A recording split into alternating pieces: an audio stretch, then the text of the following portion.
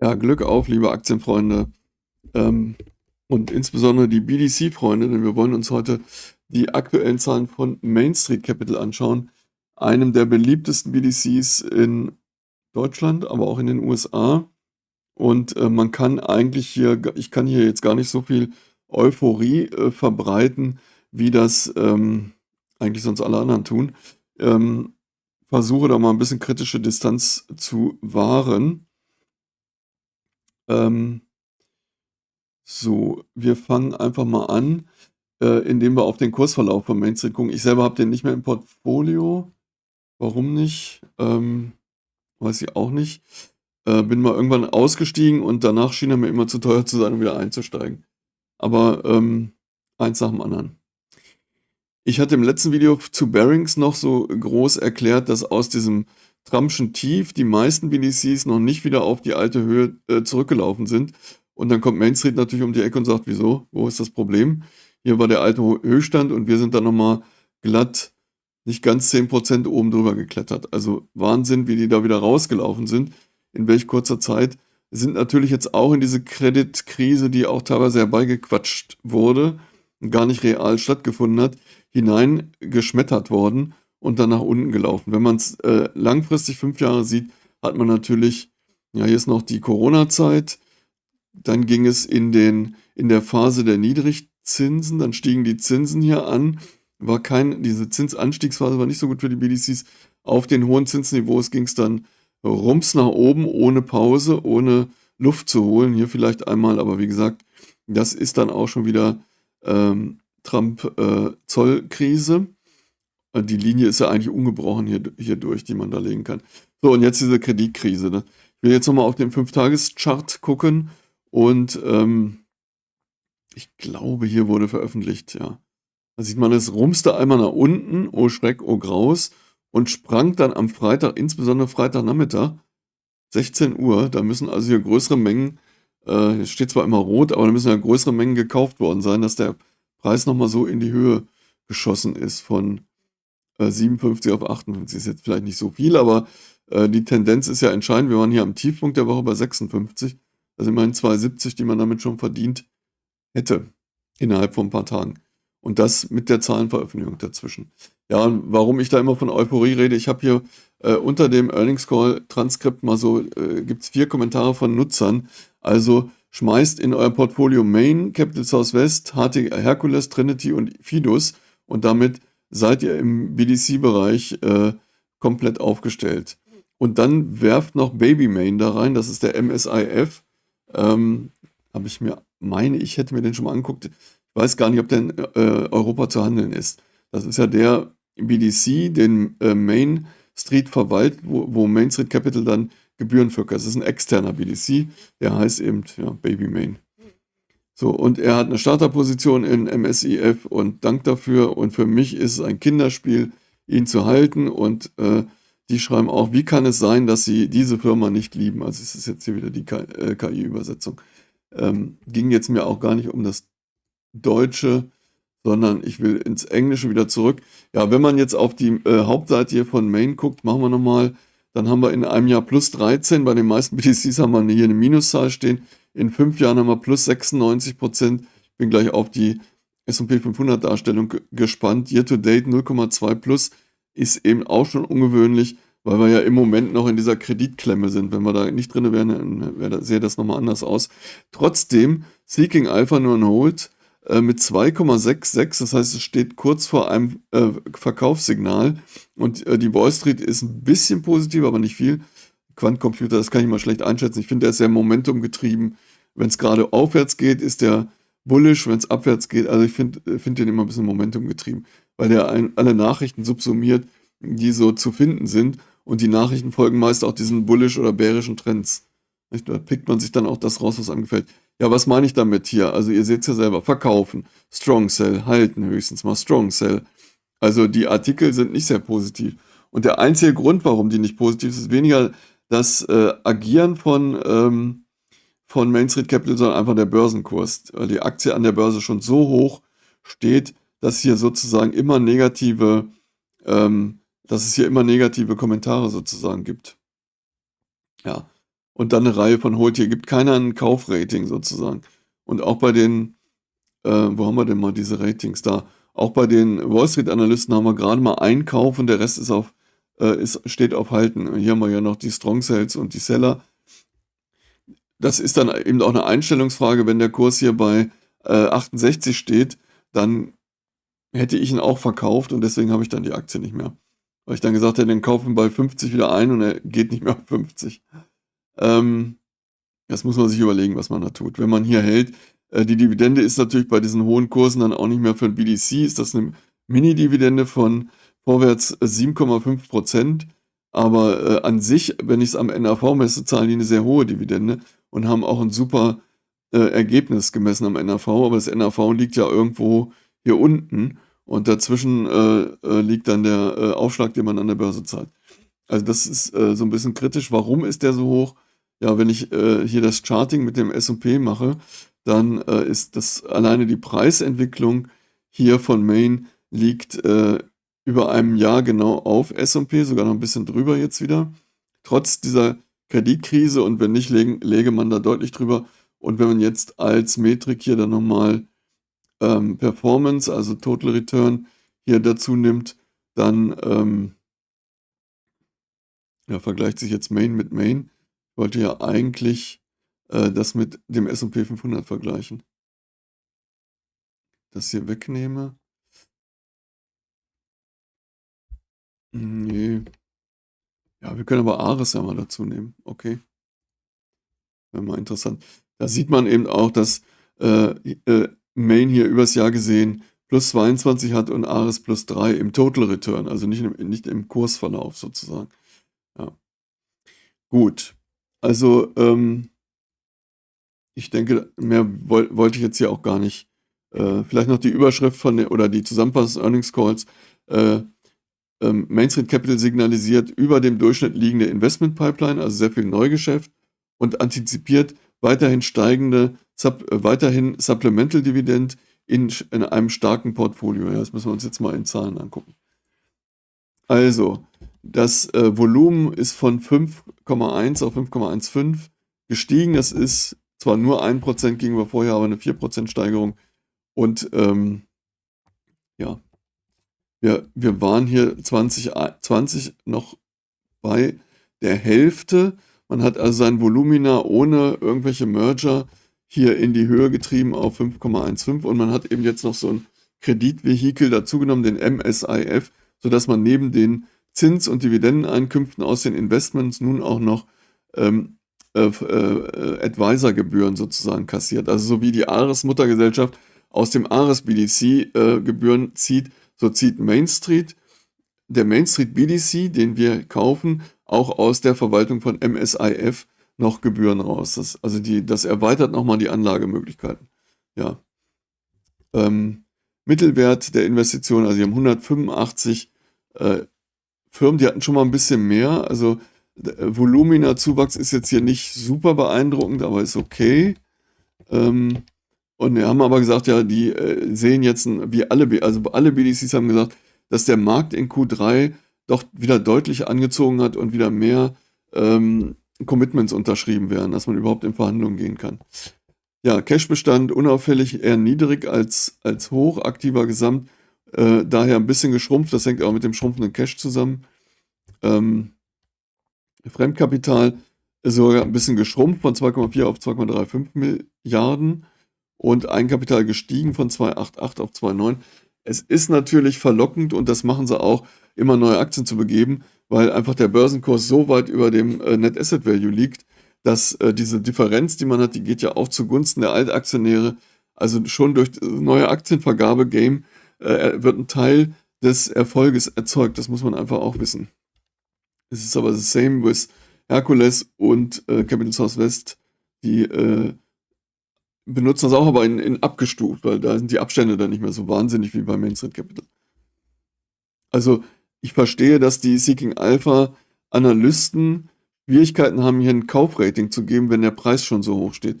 Wenn der Preis um 50% oder um 30% fällt, steht er immer noch sehr hoch. Und da eine Kaufempfehlung zu geben an Dritte, sagen, kauft das ruhig mal, würde mir im Moment auch schwerfallen. ich würde selber, deswegen schrecke ich auch selber von einem Kauf zurück. Das kann aber natürlich, wie man hier Year to Year gesehen hat, trotzdem ein Fehler sein. Kann aber im nächsten Jahr dann auch schon wieder anders aussehen.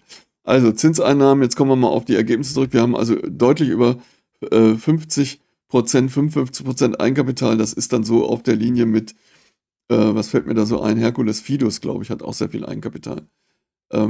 Eigenkapitalstarker Wert, braucht nicht viel Fremdkapital, zahlt dann auch wenig Zinsen und noch mehr bleibt für die Aktionäre übrig. Ja, das verstärkt sich dann immer weiter. Also Zinseinnahmen 139, da sind aber alle Einnahmen drin. Ich habe das jetzt hier nicht aufgegliedert. Sonst müsste ich das rückwärts machen, habe ich keinen Bock, das zu tun. Ist leicht gesunken gegenüber Vorquartal hier um 2% und steht hier bei 10,9%. Im Earnings Call hat er irgendwas von einem Yield von 17% gesprochen. Kann ich jetzt hier nicht so nachvollziehen. Da wird irgendeine Teilmenge sozusagen genommen, auf die das bezogen ist. Ich habe alle Einnahmen bezogen auf den Mittelwert der Portfolien hier berechnet und komme dann auf die knapp 11%. Das ist okay, ist aber jetzt kein Spitzenwert. Aber wir haben ja hier auch kein Investment in Venture Capital, wo ich dann 13-14% kriegen kann. Das sind normale mittelständische Unternehmen, eher kleiner als größer. Sicherlich ein Schwerpunkt im Bereich so um Texas rum.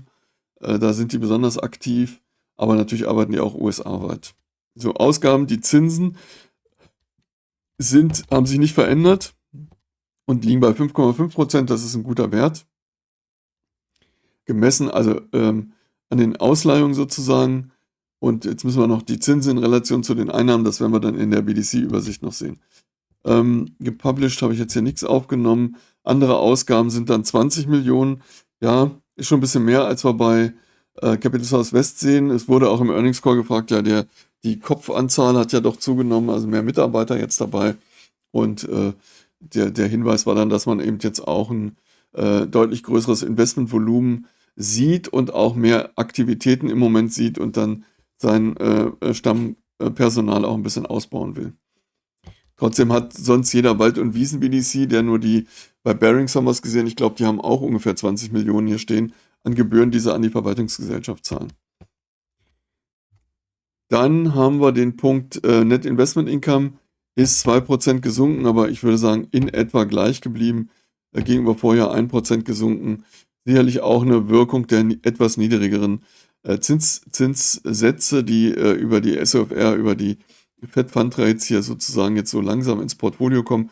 Credit Crunch, also Kreditzusammendrückung spielt eine weitere Rolle, der eben zum einen dazu führt, dass die Portfolien niedriger bewertet werden und zum anderen dazu führt, dass Neuvergaben geringere Aufschläge auf den SOFR, auf diesen Overnight Rate haben. Bewertungsänderungen, die haben sehr viel Equity-Beteiligung. Also das eine Kritik an Main ist, dass die Bewertungsänderungen kommen nicht so sehr aus dem Kreditportfolio, sondern aus diesen vielen Equity-Beteiligungen, die auch in ihrem Kreditportfolio haben. Und die werden regelmäßig nach oben korrigiert. Ne, wir haben hier ein ganz untypisches Verhalten für ein BDC. Alle BDCs haben immer hier mal Minus, da mal Plus und so. Die haben hier in den letzten 3 Jahren immer nur positive Bewertungskorrekturen. Und das hat jetzt mit dem Net Investment Income nichts zu tun, aber erzeugt eben einen steigenden Gewinn und ein steigendes NAV. Ist da Luft drin oder so, kann ich nicht beurteilen. Es ist aber nicht BDC-typisch, was wir hier bei Main Street Capital sehen. Aber es ist ja auch kein typischer BDC in seinem ganzen Verhalten, wie er auch an der Börse gehandelt wird. Ja, hier hatten wir auch mal 2020 in der Corona-Krise, da haben sie auch mal eine ordentliche Minuskorrektur gemacht, und um im Folgejahr die auch schon wieder wegzufuttern sozusagen. Also ansonsten sieht man hier 2022 kleine Ausnahme, auch 2022 haben viele BDCs fast ihr ganzes Net Investment Income hier unten wieder verfrühstückt. Das ist hier auch nicht der Fall gewesen. Gut, ich will es nur warnend gesagt haben, nicht, dass ihr hinterher sagt, da hättest du mal darauf hinweisen können, wenn sich herausstellt, dass die Bewertungsänderungen, die hier vorgenommen werden, doch ein bisschen optimistisch sind. Gewinn, also ja, gutes Net Investment Income plus positive Bewertungsänderung muss halt einen super guten Gewinn geben. Das ist jetzt einfach so. Gucken wir uns gleich per Aktie an. Aktienbestand hat hier kaum zugenommen. Das heißt, dieser Zuwachs im Eigenkapital kommt dann doch daher, dass nicht der ganze Gewinn ausgeschüttet wird. Also Aktienbestand hier um 0,3% am Stichtag gewachsen, im Mittel um 0,4 und auch gegenüber vor einem Jahr ist 1,7, 2,5 ist nicht so viel. Also da haben andere BDCs stärker zugelangt, was die Aktienherausgabe angeht. Oder die könnten es auch tun, weil das ja sehr positiv für die Altaktionäre wäre. Könnte aber sein, dass solche Aktionen, wenn die jetzt mal 5% neue Aktien rausgeben, sich doch negativ auf den Kurs auswirken würde. Denn der Kurs stand am 30.09. mal wieder bei 63. Wir haben ja zwischendurch gesehen, waren sie auch mal bei 67 und 68. Jetzt sind wir ja wieder bei, habe ich schon wieder ehrlich gesagt vergessen, wir sind hier im Kurs schon wieder bei 58, 70 und haben aber hier 2,7 am Freitag zugenommen. Und das ist hier hinten die Kinke, die wir da gesehen haben. Prozent. Also es ist nicht, wir werden in Q4, ich lehne mich jetzt mal auf dem Fenster, wir werden in Q4 wieder die $60, vielleicht sogar eine $65 sehen. Warum nicht, wenn wir vorher das gesehen haben? Es gibt hier meiner Meinung nach keinen Grund, dass das nicht passiert. Ein Grund hätte sein können, dass man an die Dividende rangeht und da eine Kürzung vornimmt. Gucken wir uns auch noch an. Marktwert, also der Kurs jetzt hier wieder deutlich über $60. Man schaue bitte mal zurück. $36, $43. Jetzt gucken wir zum NAV. Buchwert der Aktie lag hier bei 26 und liegt jetzt bei 32. Das Buchwert also in 3 Jahren um $6 gesteigert oder anders gesagt 25% Buchwertsteigerung. Ja, manche BDCs, ich glaube, per Share werden wir das bei keinem anderen BDC sehen. Das ist eine wahnsinnige Dynamik, die haben. +3, +8, +4% jetzt knapp gegenüber Vorjahr. Wahnsinnige Dynamik.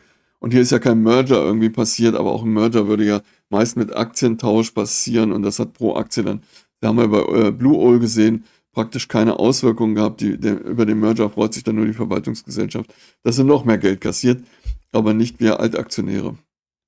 Ja, da haben wir natürlich eine heftige Differenz von 32 auf 63 ist dann schon fast mal 2. Der Gewinn pro Aktie 1,38. Wer die Dividende kennt, der weiß, das ist deutlich höher als die Dividende in allen 3 Quartalen und hier vorher auch. Hier war es mal so ein bisschen näher an der Dividende dran. Denn, kommen wir zur Dividende, Net Investment Income liegt jetzt schon, das muss man jetzt auch mal kritisch bemerken, Net Investment Income liegt jetzt schon unter der gesamten Dividende. Wir sehen hier doch ein leicht sinkendes Net Investment Income. Hier ging schon um 1% zurück und hier sind wir jetzt hochgerechnet 3%.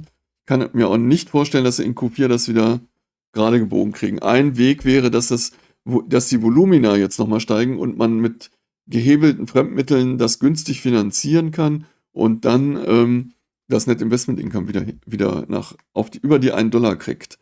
Das wäre schon ganz gut, denn wir haben eine Dividende von 25,5 Cent und die wird jetzt angehoben auf 26 Cent. Das ist eine kleine Anhebung, das ist aber Main Street Capital typisch. Wir hatten hier 25 Cent, hier auch nochmal 25 und hier hatten wir im Monat, also Monatsdividende 24,5. Ich glaube, es wird auf 26 angehoben. Da können wir gleich nochmal gucken. Auf jeden Fall ist das dann nochmal eine Anhebung, wenn man es mit dem Vorjahr vergleicht, die auch deutlich ist. Und die 30 Cent werden auch zugesagt für Q4. Also ich hatte ja fest mitgerechnet, dass die 30 Cent hier abgeschmolzen werden, aber wahrscheinlich bei den hohen Gewinnen, die ausweisen, müssen die das auch zahlen, weil sie sonst Sondersteuern bezahlen müssen. Also das ist durch diese positiven Bewertungskorrekturen ist der Gewinn sehr hoch und wenn das auch in das Steuerergebnis einfließt, dann ist ja der BDC gezwungen, auch hohe Dividenden auszuzahlen, gemessen am Gewinn. Wenn der Gewinn unter dem Net Investment Income liegt, dann kann man ein bisschen damit spielen, kann sagen, wir zahlen mehr aus, das nehmen wir aus dem Spillover und so weiter. Oder wir kürzen die Dividende. Aber hier sind sie ein bisschen unter Zugzwang, denn ansonsten müssen Steuern auf die Erträge bezahlt werden. Und das finden natürlich die Aktionäre dann nicht gut, dass ein Vehikel, was eigentlich steuerfrei ist, wenn es vernünftige Dividenden zahlt, dann Steuern bezahlt. Grüße gehen raus nach Ares Capital. So, Dividende aufs Net Investment Income Hier 110%. Ja, ja. Werde hier lieber einen Wert unter 100 sehen, aber da sind wir leider auch jetzt davon entfernt und Dividende auf den Kurs, ja, ist jetzt nicht so BDC-typisch. Ares liegt manchmal so bei 7 bis 8 bis 9% und die liegen hier ja wirklich manchmal bei 6 bis 8%, liegen wir nochmal deutlich unter Ares, was die Dividendenrendite angeht. Ist einfach halt sehr teuer an der Börse. Mal gucken, ob mein OBS noch läuft. Es läuft, es sinkt, es lacht. Also geht es weiter. Ja, BDC-Vergleich, da gerät man wieder ins Schwärmen. Ich habe jetzt hier mal Capital Southwest, Hercules und Main Street hier stehen. Alle haben schon neue Zahlen. Die von Capital Southwest sehen wir jetzt nicht. Ja, die heißen nur Q2, aber es ist Q3. Ja, Steigerung im Assetbestand. Da ist Main Street jetzt der schlechteste, aber wie gesagt, im Earnings Call hat man da Hoffnung geweckt.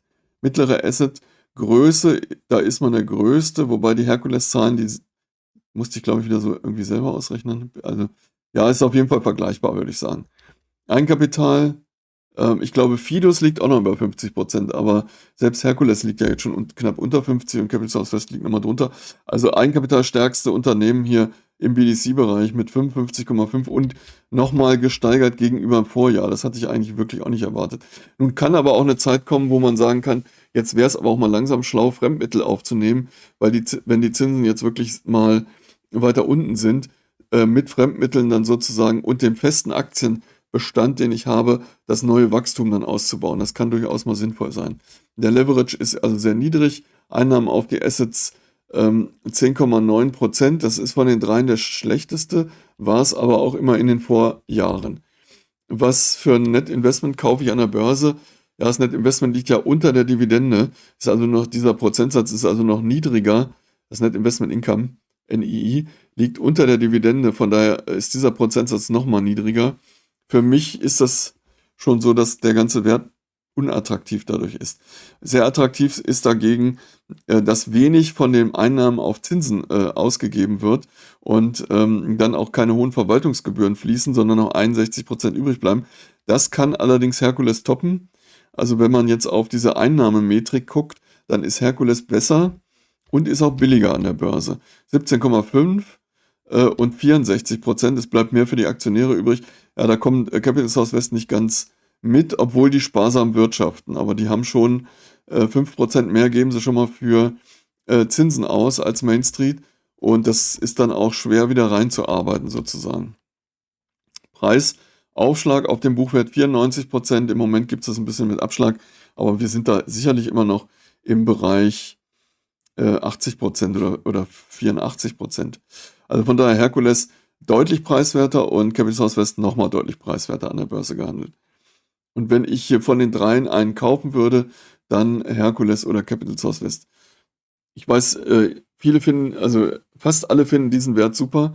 Insbesondere wenn man den hat, ist der super. Wenn man den ja aber jetzt zu diesen Höchstständen überhaupt da eine erste Position aufbaut, dann würde ich sagen, ich weiß nicht. Das kann ich nicht empfehlen mit gutem Gewissen. Dividendenrendite eben relativ niedrig. Es gibt dann aber auch so Leute, die kaufen den Wert, ohne sich das näher anzugucken an der Börse, weil sie sagen, ja, das ist ja noch eine Dividende, die vernünftig ist. Und wenn ich mir Hercules zum Beispiel oder Ares Capital angucke, oder dann haben die 11% Dividende oder Capital Southwest, das ist ja unseriös. Das ist natürlich eine absolute Quatschmeinung, weil ihr müsst euch da nicht die Dividendenrendite auf den Kurs angucken, sondern die Dividende aufs NAV. Und die habe ich jetzt hier natürlich gar nicht ausgewiesen. Aber das ist ja das Entscheidende. Und da ist Main Street aufs NAV gesehen, zahlen die eine sehr hohe Dividende aus. Also da sind die in gewissem Sinne unseriöser als andere BDCs. Ja, der Erfolg, den sie haben, der steckt einfach in dem Börsenkurs drin, in den stetigen Ergebnissen, in den niedrigen Zinsen und in dem guten Net Investment Income, was die generieren. Und dann auch noch diese Bewertungskorrekturen, die da oben drauf liegen. Ja, also Dividende 4,26 $ und wir sehen nochmal eine Steigerung. Es ist der reine Wahnsinn. Es ist jetzt nicht die Jahresdividende, sondern das letzte Quartal mal 4 einfach genommen. Ja. Ist aber, glaube ich, bei den anderen meistens auch so.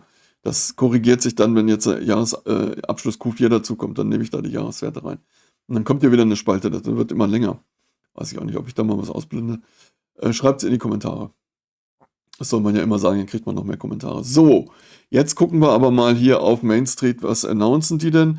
Dritte Quartal NII 1,03 $, ist wieder so ein Adjusted Distributable NII, also nicht das Buchhaltungs-NII, das lag ja bei 0,97, da steht es auch, sondern hier so ein, ihr wollt es größer sehen, ihr kriegt es größer hier, so ein Distributable Net Investment, das ist nochmal 6 Cent dazugelegt, na gut.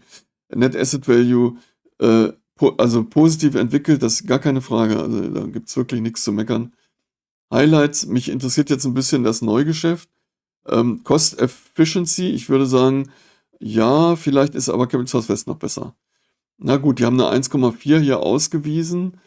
Capital Source West hat eine 1,6, glaube ich. Okay, wenn das so stimmt, habe ich jetzt nicht nachgerechnet. Annualisierte Basis für Quartal.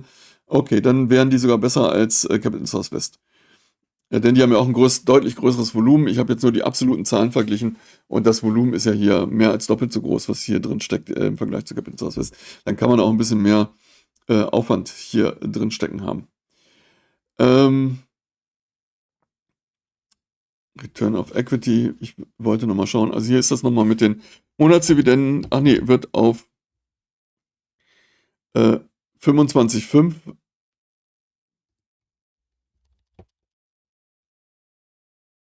Okay, dann wird die nicht erhöht, die Dividende, denn 25,5 hatten wir doch in Q3 jetzt schon. Dann ist die einfach nur 4% höher als das, was im letzten Quartal bezahlt wurde. Ihr Trickser, da habt ihr mich doch aufs Glatteis geführt. Wo ist Main Street Capital? Da. Hier hatten wir schon eine Dividende von 25,5, genau. Es wird sie nicht erhöht, sowie auch von Q1 nach Q2 nicht erhöht wurde. Und die 4,1 kommen einfach im Vergleich mit Q4 des Vorjahres. Okay, da habt ihr mich erwischt hier, ausgetrickst. So, Supplemental gibt es aber in Höhe von 30 Cent. Na, wenigstens das stimmt. Und dann gibt es $1,065 in Q4. Wunderbar, also bei mir abgekürzt $1,07. Ich will aber gucken, was ist an neuen Investments passiert. 106 Millionen in dem kleinen Bereich und 113 in dem mittleren Bereich. Hat es natürlich auch wieder Rückzahlungen gegeben und so weiter. Middle Market ist geschrumpft. Da scheint auch ein bisschen ihr Fokus ist ein bisschen hin zu den eher kleineren Positionen jetzt gewandelt. Man hat 5,4% unbesicherte Notes begeben im August. Die fällig werden August 2028, also Laufzeit haben von 3 Jahren. Das ist okay.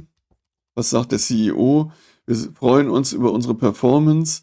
Ein anderes Quartal mit starken Operational Highlights sozusagen. Return on Equity, okay, also nicht bezogen auf die Assets, sondern auf das NAV sozusagen, also auf unser Equity, was wir da drin haben. Da haben wir einen Return von 17%. Man muss immer bei solchen Prozentzahlen, da kann man immer gut mit tricksen. Wenn man sich einen anderen BDC anguckt und er hat 13% auf die Assets, und dann guckst du dir Main Street an und der sagt, der Vorsitzende 17% auf Equity, dann denkst du, oh, Main Street ist ja super toll. In Wirklichkeit haben sie aber nur 11% auf die Assets und haben das eben einfach mal bezogen auf haben also praktisch die Einnahme bezogen aufs NAV einer Aktie. Das ist dann 17%, die auf die Aktie entfallene Einnahmen. Ja, das ist super, alles gut. Hier werden natürlich jetzt die Zinsen bezahlt und auch das interne Management wird bezahlt und dann kommen wir halt auf irgendwas 10,9 oder was wir da stehen hatten. Ich weiß jetzt gar nicht mehr. Guckt's bitte selber nach. Mr. Isaac Newton kenne ich, aber das war ein anderer. Unsere starkes drittes Quartal, 30% Sonderdividende, ist super. 17. konsekutive Quartals-Sonderdividende. Und die wurde 11-mal erhöht. Ja, dass die jetzt nochmal erhöht wird, das sehe ich jetzt im Moment auch nicht, aber gut, man weiß es nicht, die Gewinne sind so hoch, die da ausgewiesen werden. Vielleicht sehen wir da sogar nochmal eine Sonderdividende irgendwann, um Gewinne abzubauen quasi. Ja, das ist auch nochmal interessant, das hatte ich ja nicht auseinandergepoolt. 103 in 3 Monaten jetzt hier, 103 Millionen Zinseinnahmen und 31 Millionen aus Dividenden. Das sind sehr starke Dividendenpositionen, hat auch kaum ein BDC Und man sieht auch die Steigerung gegenüber Vorjahresquartal, gerade in dieser Dividendenposition, während die Zinsen ja so ein bisschen runterdrippeln, aufgrund der gesunkenen Zinssätze. Auch die Gebühreneinnahmen hier sehr schön gesteigert um 74%. Ja, da ist es wieder ein Holler die Waldfee wert, würde ich sagen. Also die Mischung macht, sie haben sehr starke Equity-Beteiligung bei ihren Unternehmen. Net Investment Income per Share und so, das hatten wir schon angeguckt, das ist alles nicht, nicht neu. Mal gucken, was wir hier noch so für Tabellen finden. Hier haben sie jetzt, doch, hier haben sie das noch drinstehen, also ist die Aktivitäten in dem Quartal, also eine Zunahme in dem Lower Middle Market ist der mittlere. Genau, Private Loan ist der kleinere, oder? Ist das so? So, gleich nochmal gucken. Die verschiedenen Notes leider hier textlich aufgeführt. Gucken wir jetzt nicht durch, das ist jetzt zu detailliert sozusagen. Ja, Lower Middle Market, das sind die etwas größeren Unternehmen. Können wir das hier irgendwo sehen? Ich glaube ja, wo haben wir? Average EBITDA, nee. Private Loan sind die größeren Unternehmen. Ich habe es am Anfang doch ganz richtig gesagt. Und Lower Middle Market, die etwas kleineren. 10,3 EBITDA, also unter 15 war das, glaube ich. Das wird hier so einsortiert. Und bei denen haben sie eine Equity-Beteiligung von 30%. Sprich, in dem Volumina ist sehr starke Equity-Beteiligung. Also da wird nicht nur ein Kredit ausgegeben, sondern man kommt, also wer da einen Kredit haben möchte, ich sage jetzt mal von 10 Millionen, der muss auch 10% seiner Anteile vielleicht abgeben oder vielleicht 20%. Und dann nimmt man auch an den Unternehmen aktiv teil. Das ist doch ein ganz anderes Verfahren als jetzt zum Beispiel Golub oder andere Wald- und Wiesen-BDCs machen, die einfach meistens nur Geld verleihen.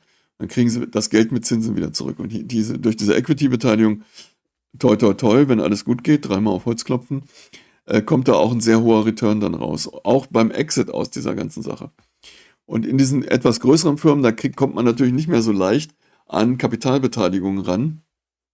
Da haben wir nur 6% hier dieses Bestandes sind. Und dann gab es ja noch so ein drittes Standbein, das scheint jetzt so ein bisschen zu verkümmern. Das sind diese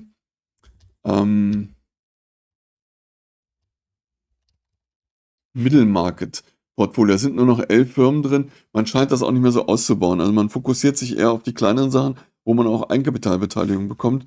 Und das ist sicherlich eine Spezialität von Main Street Capital. Ja, dann haben wir MSIF ja schon erwähnt. Und es gibt diese Tochterfirma MSC Advisor. Ist eine wholly owned, also die gehört komplett zu Main, ein Investment Advisor. Und die advisen diesen anderen BDC, MSIF, den ihr vielleicht auch kaufen könnt, zumindest in den USA ist der kaufbar. Ich hatte mir den schon mal angeguckt, der ist aber, also die Leute kaufen den, weil sie sagen, da steckt ja die Expertise von Main Street dahinter. Ich würde sagen, es ist aber ein eher normaler BDC, der einfach Geld verleiht und also der ist nicht ganz so überteuert. Das könnte ein Grund sein, den zu kaufen. Vielleicht wird er auch nochmal überteuert. Also manche, die davon begeistert waren, haben eben auch gesagt, ja, da steckt Main Street hinter und das wird sich auf Dauer auch sehr gut entwickeln und so weiter. Wer das glauben will, der kann mal nach MSIF Ausschau halten. Und hier hat durch diese Investment Advisement hat man 9,7 Millionen an Gebühreneinnahmen gemacht. Um 1 Million mehr als vor einem Jahr. External Management. Genau. Ist hier MSIF erwähnt? Ja, hier MSC Income Fund. Die sind seit 2025 an der New Yorker Stock Exchange. Also da müssen wir mal gucken, wo das NAV liegt, weiß ich jetzt nicht, und wie der Wert gehandelt wird. Das könnte vielleicht sogar ein interessanterer Einstieg zu sein, als jetzt die Mutter zu kaufen. Auf der anderen Seite, Main Street generiert halt auch aus diesem BDC Einnahmen, die hier in Main Street Capital drin stecken. Also es ist immer, oder man nimmt beide Positionen dazu. Dann hat man das so ein bisschen abgewogen und abgeglichen. Ja, Assets under Management ist jetzt hier 1,6 Milliarden, ist viel Geld, wenn man keine Milliarde im Portemonnaie hat, aber für die großen Investmentgesellschaften ist 1,6 Milliarden. Es ist der Anfang, würde ich sagen, der Transformation von Main Street Capital hin zu etwas Größerem. Ist jetzt dieser Versuch, auch sozusagen Investment. Man hat so ein gutes Investmentportfolio, so gut gemanagt über einen langen Zeitraum, dass man sich auch in der Lage fühlt, als Advisor aufzutreten. Da muss man ein Zertifikat kriegen und das haben sie aber alles. Und die Idee ist ja schon mal nicht schlecht. Dann wird vielleicht irgendwann mal aus Main Street Capital, dem BDC, so eine Gesellschaft wie Ares oder Blue Owl, also die Muttergesellschaft, nicht der BDC.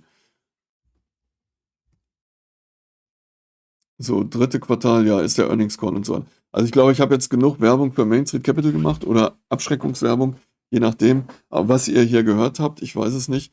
Danke für die Aufmerksamkeit und wir sehen uns. Es sind immer noch 2 BDCs, es nimmt kein Ende. Wie spät ist es jetzt? Nee, ich habe jetzt irgendwie genug gesammelt für heute Morgen am Samstag. Ihr seht das Video eh erst später. Vielleicht setze ich das jetzt mal dazwischen, weil ich glaube, das interessiert doch mehr Leute als irgend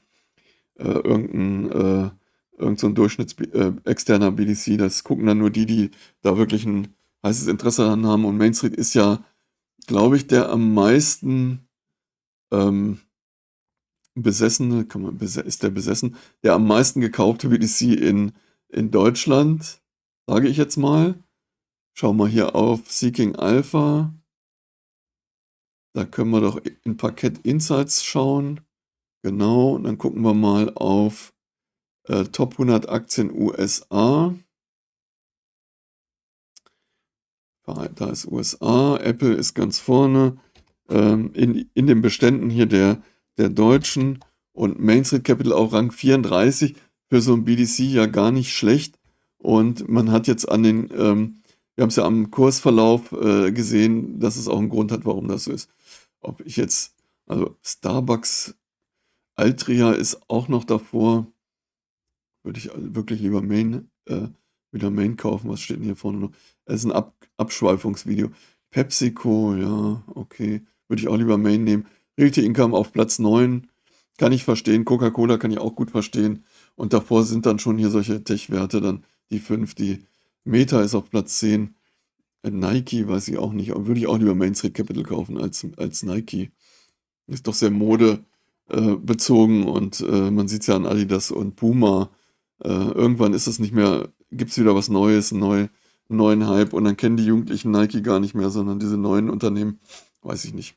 So, ihr wollt aber was zu Main Street hören, jetzt hört ihr hier so Gesabbel, also ist besser, denn das Video jetzt auch zu beenden.